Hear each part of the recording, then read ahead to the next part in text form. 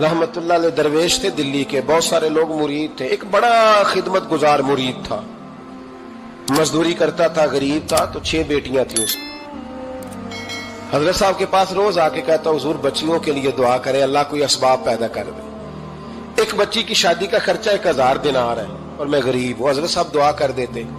खानका शरीफ के थोड़े ही फासले पर, हजरत जहां बैठ के मुरीदों की तरबियत करते थे, उससे थोड़ा ही फासले पर ना एक ईसाई रहता था, बड़ा मालदार था, बड़ी सारे ऊंट, गायें, भेड़, बकरियां रखी हुई थी, और हजरत शरफुद्दीन रहमतुल्लाह अलैह की बड़ी मुखालफत करता था।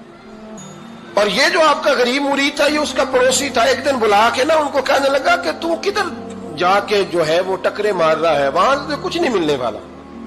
वो तुझे क्या देंगे जिनकी खानका खुद चंदे पे चलती है, मदरसा चंदे पे चलता है, मस्जिद चंदे पे चलती है, तेरी बेटी का मामला कहां हल होगा?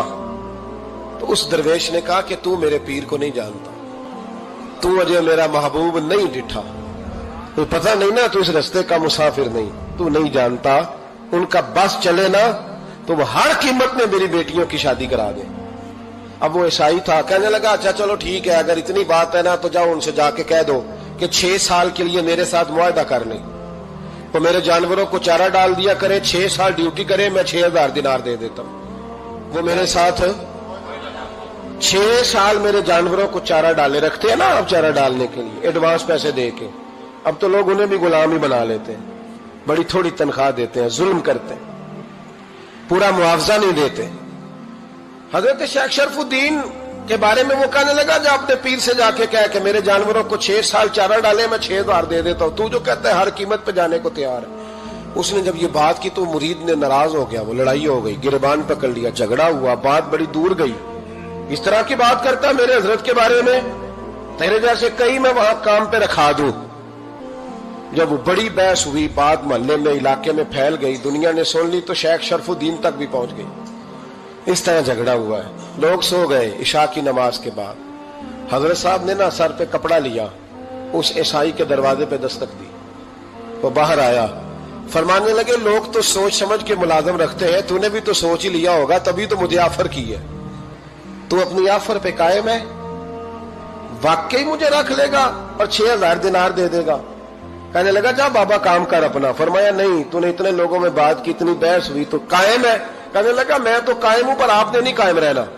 फरमाया मैं सोच समझ के आया हूं। उसने कहा आप ड्यूटी करेंगे, भैंसों को चारा डालेंगे? फरमाया एक शर्त, बस जब अजान हो जाए ना तो मुझे रब की नमाज पढ़ने की इजाजत दे देना, बाकी सुबह शाम जो तू कहेगा। अगर उस गरीब की बेटियां ब्याही जाए तो मुझे और क्या चाहिए? उसकी 6 बेटियों का बोझ है उसके सर पे, तू मुझे रख ले। अल्लाह अकबर। वो कहने लगा चले पे मेरे साथ खते बंदगी कर ले। आजकल हम स्टाम्प करते हैं, उस जमाने में खते बंदगी होता था, गुलामी का खत। काजी शहर के पास, यानी उसका ख्याल था कि चलो स्टाम्प की बात करूंगा तो भाग जाएंगे। फरमाया चल मैं तैयार हूं। काजी तक गए, तय हो गया, 6000 दिनार दे दिए। हजरत ने मुरीद को बुलाया, फरमाया पुत्र ये ले जा मेरी बेटियों को रवाना कर दे। कहने लगा हुजूर ये क्या कर रहे हो आप, कुछ सोचे? फरमाया यार जब तुझे बेटा बना लिया तो फिर मेरी पोतियां तो लगती हैं ना, मेरा हक तो बनता है ना, जाके ड्यूटी कर, उनको ब्याह दे। बात फैल गई। बादशाह भी अकीदतमंद था, वो 12000 दिनार लेके पहुंचा। क्या बताऊं इन रब के बंदों का दिल कैसा होता है, क्या दर्द होता है, क्या रंग। 12000 दिनार लेके बादशाह आया और आके हजरत को पेश किए का हुजूर आप दें इस ईसाई को, डबल दें और जाए काम करें। आप फरमाने लगे तू पैसे दे, शर्तें ना लगा, मेरा जहां दिल करेगा मैं खर्च करूंगा, मुझे तो मजा ही अब आने लगा है, अभी तो लुत्फ आ रहा है, अभी तो जायका आया है कुछ करने का, पैसे देने या तो दे, पाबंदी ना लगा, जहां मेरा दिल करेगा मैं। उसने कहा हुजूर ठीक है रख ले।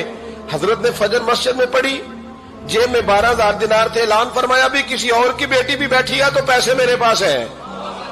वो 12000 दिनार भी बांट दिया, और 12000 दिनार बांट के ना तो फिर चले गए खेत में चारा काटने।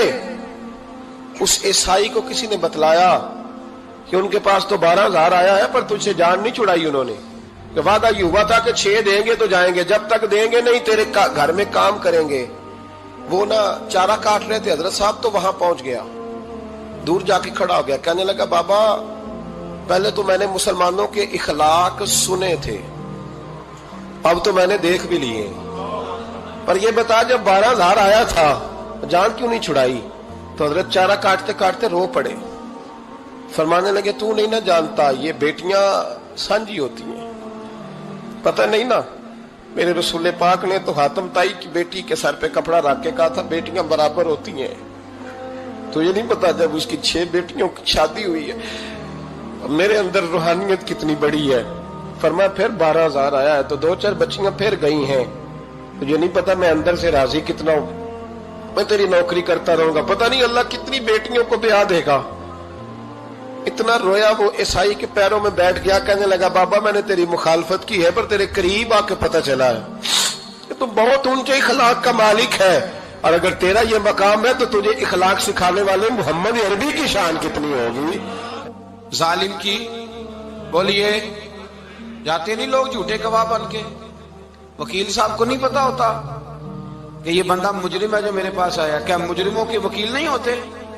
بولے تو اس کو پتا نہیں ہوتا وکیل صاحب کو کہ یہ صاحب مجرم ہے، میرے پاس مقدمہ لے کے آئے، اور اگر بے ادبی نہ ہو جائے تو میرا خیال ہے قاضی عدالت کو بھی پتا ہوتا ہے کہ مجرم کون ہے اور مظلوم۔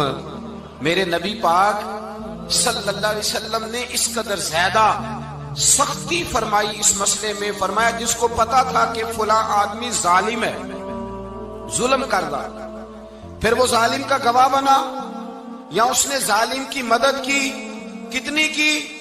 شارحین لکھتے ہیں چاہے اس نے ایک جملہ بول کے کی، چاہے ایک، سارے بولیے، چاہے ایک غریب کو اس نے ظلم کیا تو کہتے ہیں علاج یہ سی، چاہے ایک جملہ بول کے کی، شارحین اس حدیث کی شرح میں لکھتے ہیں ایک جملہ بول کے چاہے مدد کی، جس بندے نے کسی ظالم کی مدد کی کسی مقدمے میں یا کسی صورت میں اور اسے پتا تھا یہ ظالم ہے، میرے نبی پاک صلی اللہ تعالی علیہ وسلم فرماتے ہیں اگر اس نے مدد کی، ابھی ظالم کی بات نہیں ہو رہی، ظالم کے مددگار کی بات ہو رہی، اگر کسی نے ظالم کی مدد کی تو حضور فرماتے ہیں خدا